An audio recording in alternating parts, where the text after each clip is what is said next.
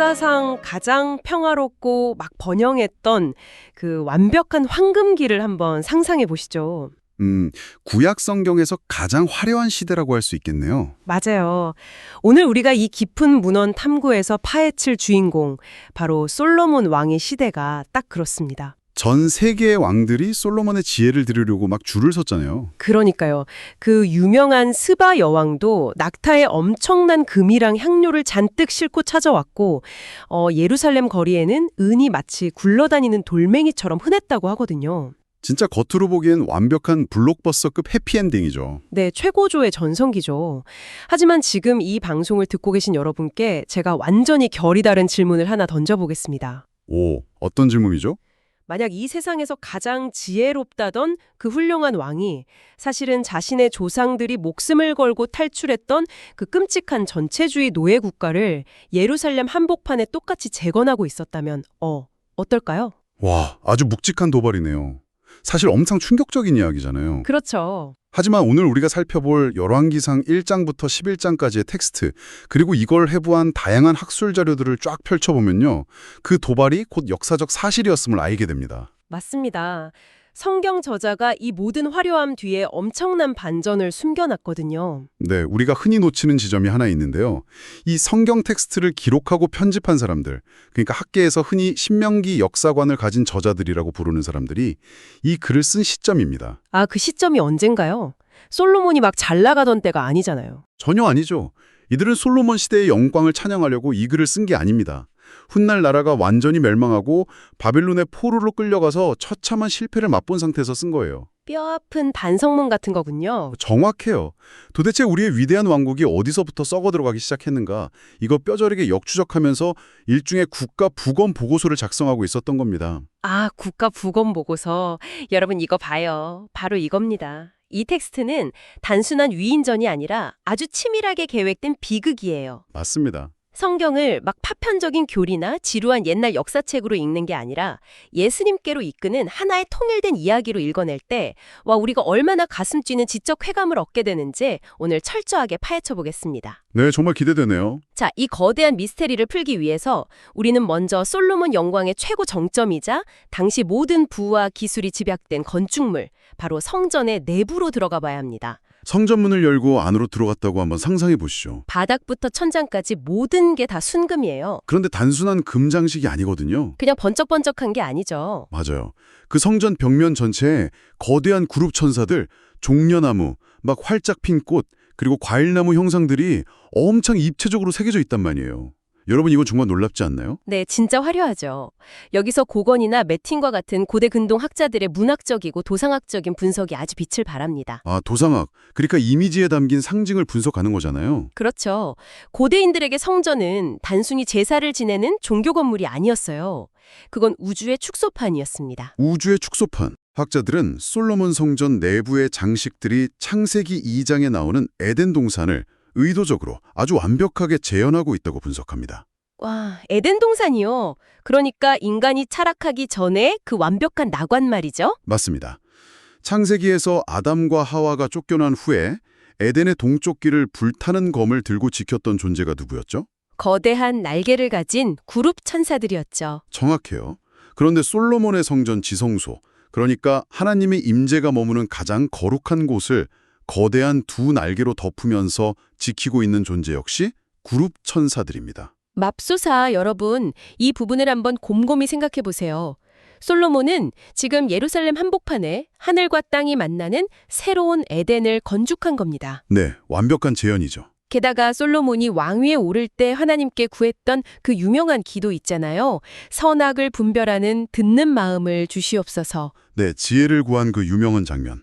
이거 역시 창세기에 선악을 알게 하는 나무를 정확히 떠올리게 하는 문학적 장치잖아요. 선악을 분별하는 것, 선악을 알게 하는 나무, 연결이 되네요. 즉, 텍스트의 표면만 딱 보면 솔로몬은 지금 생명나무가 한가운데 있는 이 새로운 에덴을 다스리는 막 새로운 아담으로 등극하고 있는 겁니다. 일종의 화려한 대관식 같은 거죠. 맞아요. 모든 질서가 회복되고 인류가 잃어버렸던 낙원이 마침내 예루살렘에 다시 세워진 것 같은 엄청난 카타르시스가 느껴지거든요. 그런데요, 거기서 잠시 멈춰야 합니다. 네, 왜 멈춰야 하죠? 그 화려한 신학적 상징성에 우리가 너무 취해버리면 이 텍스트가 파놓은 함정에 빠지게 되거든요. 아, 함정이요? 방금 말씀하신 것처럼 겉으로는 솔로몬이 완벽한 새로운 아담처럼 보입니다.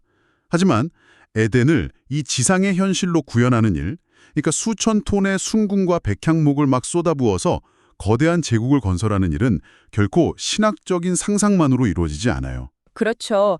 엄청난 돈과 사람들의 노동력이 필요하잖아요. 맞습니다. 천문학적인 자본과 피나는 노동력이 필수적이죠. 그래서 우리는 이제 그 황금빛 성전 밖으로 나와서 그 비용을 대체 누가 치르고 있었는지 경제적이고 사회적인 현실을 똑똑히 들여다봐야 합니다. 와, 완벽한 지적입니다. 에덴 동산은 원래 하나님이 거저주신 거였지만 솔로몬의 에덴 동산은 누군가의 피와 땀으로 지불되어야 했으니까요. 네, 바로 그 지점입니다. 자, 여기서 성경 저자들이 아주 천재적으로 숨겨놓은 일종의 하이퍼링크 장치를 클릭해볼 시간입니다. 여러분, 고대 히브리인들은 인터넷 주소나 파란색 밑줄 같은 게 없었잖아요. 그렇죠. 웹사이트 링크 같은 건 당연히 없었죠. 대신에 그들은 특정한 단어의 배열이나 숫자, 어떤 독특한 문장 구조를 막 반복해서 사용함으로써 독자가 과거의 특정 두루마리를 강제로 떠올리게 만들었어요. 지금 열왕기상을 읽으면서 신명기 17장이라는 문서로 쫙 접속하게 만드는 겁니다. 아, 신명기 17장. 정말 핵심적인 텍스트죠. 14절에서 20절은 소위 왕의 율법이라고 불리는 아주 중요한 조항입니다. 왕의 율법이요. 모세가 이스라엘 백성에게 훗날 왕을 세우게 될 때 그 왕이 절대 넘어서는 안 될 세 가지 금지선을 아주 명확히 그어준 겁니다. 그 세 가지가 뭐죠? 여러분, 이거 진짜 잘 들으셔야 됩니다. 네. 첫째, 병마, 즉 군사용 말을 많이 두지 말 것. 특히 말을 구하려고 백성을 이집트로 돌려보내지 말 것. 이집트로 다시 돌아가지 말라. 이건 역사적 트라우마를 건드리는 거네요. 맞아요. 둘째, 아내를 많이 두어서 마음이 미혹되게 하지 말 것. 셋째, 자기를 위하여 은금을 막 많이 쌓지 말 것. 말, 아내, 은금. 자, 방금 들으신 그 신명기의 세 가지 금지선을 머릿속에 띄워놓으시고요. 이제 솔로몬의 최고 전성기를 묘사한 열왕기상 10장과 11장의 텍스트를 나란히 한번 대조해 보시죠. 여러분, 이거 봐요. 진짜 충격의 연속입니다. 네, 하나씩 뜯어볼까요? 우선 은금에 대한 규례.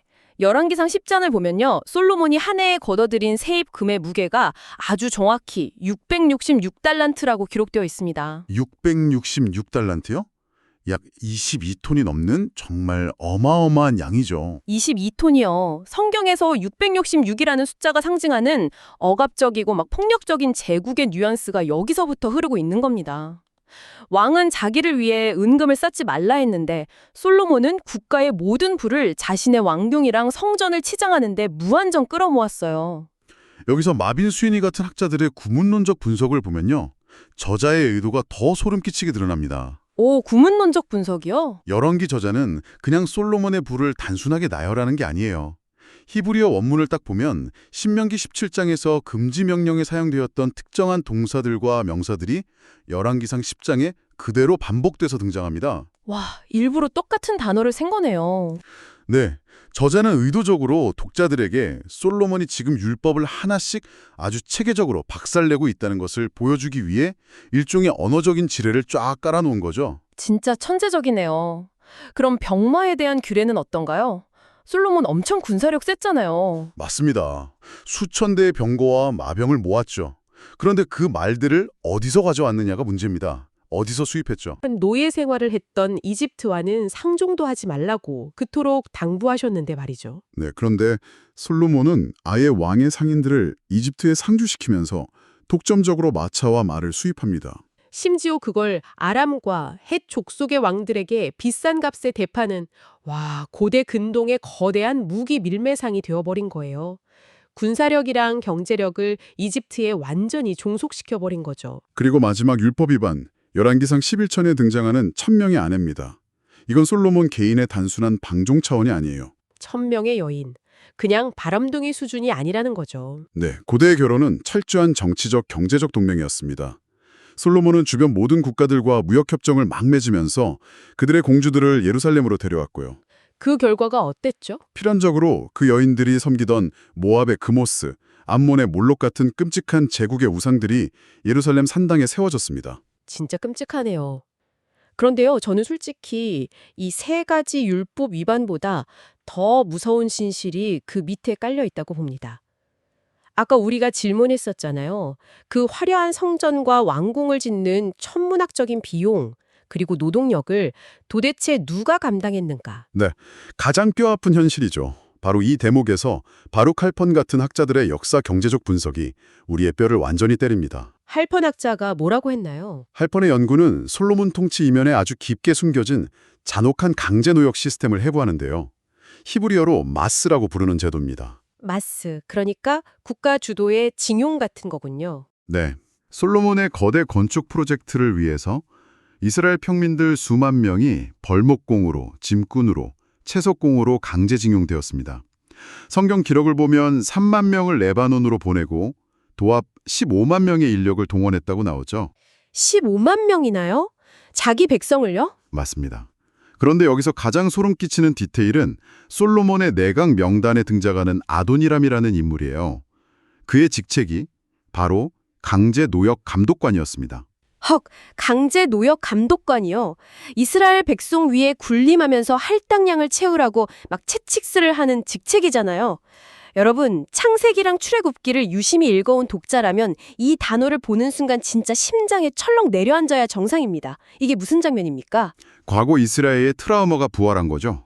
과거 이집트에서 이스라엘 백성들을 진흙과 벽돌 굽기로 억압하던 잔혹한 노역 시스템, 출애굽기 1장과 5장에 나오는 바로 그 파라오의 억압 방식이 예루살렘 한복판에 완전히 똑같이 복제된 거잖아요. 정확히 보셨습니다.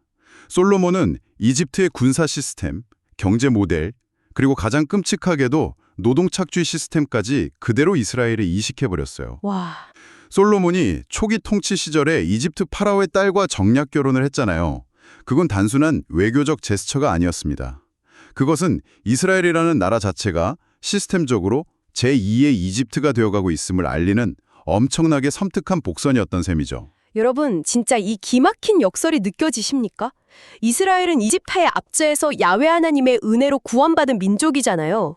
왕은 이스라엘을 그 제국의 폭력으로부터 보호하고 하나님의 참된 샬롬을 실현해야 할 대리자여야 합니다. 그게 이스라엘 왕의 존재 이유죠? 그런데 가장 지혜롭다던 그 왕이 하나님의 성전을 짓겠다는 아주 그럴싸한 명분 아래 자기 백성을 쥐어짜서 피눈물을 흘리게 만들었어요. 자신을 위한 금을 막 무한정 쌓고 무기를 사들이며 과시적인 소비를 멈추지 않았습니다. 구원자가 스스로를 억압자, 즉 제2의 파라오로 완벽하게 변질시켜버린 겁니다. 바로 이것이 성경의 위대한 지점입니다. 성경이 이걸 고발하는군요. 네, 텍스트는 권력과 부라는 것이 인간의 영혼을 얼마나 철저하고 아주 은밀하게 부패시키는지를 가감없이 폭로합니다. 성전이라는 당대 최고의 거룩한 종교적 업적을 세우면서도 동시에 내 이웃과 백성들을 노예로 전락시킬 수 있다는 이 끔찍한 모습 말이죠. 참 씁쓸하네요. 인간이 가질 수 있는 가장 뛰어난 지혜, 엄청난 부, 압도적인 권력, 이 모든 것을 다 갖춘 솔로몬조차도 자기 내면의 탐욕과 권력의 타락을 막아내지 못했다는 씁쓸한 진실을 우리는 마주하게 됩니다. 이 지점에서 정말 본질적인 질문을 던지지 않을 수 없네요. 지혜의 왕 솔로몬조차 이렇게 처참하게 실패했다면 대체 인간 역사에 소망이 있기는 한 걸까요? 솔로몬의 이 비극적인 몰락이 오늘을 사는 우리에게 그리고 이 거대한 성경의 맥락에서 남기는 진짜 의미는 무엇입니까? 이 문헌 탐구가 우리에게 궁극적으로 묻고 있는 건 단 하나입니다. 과연 참된 왕권이란 무엇인가? 참된 왕권. 네, 군사적 억압이나 부의 축적, 그리고 끝없는 과시적 소비로 스스로의 강함을 증명하는 것이 진짜 왕인가? 성경은 철저하게 아니라고 대답합니다. 그렇죠, 아니죠. 참된 왕은 다른 이들의 피를 쥐어짜내어 자신의 왕자로 높이는 자가 아니라 철저히 하나님의 언약에 순종하며 타인에게 생명을 내어주는 대리자가 되어야 한다는 것을 이 솔로몬의 실패를 통해 역설적으로 보여주는 겁니다. 여러분, 바로 이것이 우리가 이 텍스트를 예수님께로 이끄는 하나의 통일된 이야기로 읽어야 하는 완벽한 이유입니다. 네, 연결이 되죠. 솔로몬의 이 처절한 실패는 단순히 한 제국이 몰락했네? 이런 허무함으로 끝나지 않아요.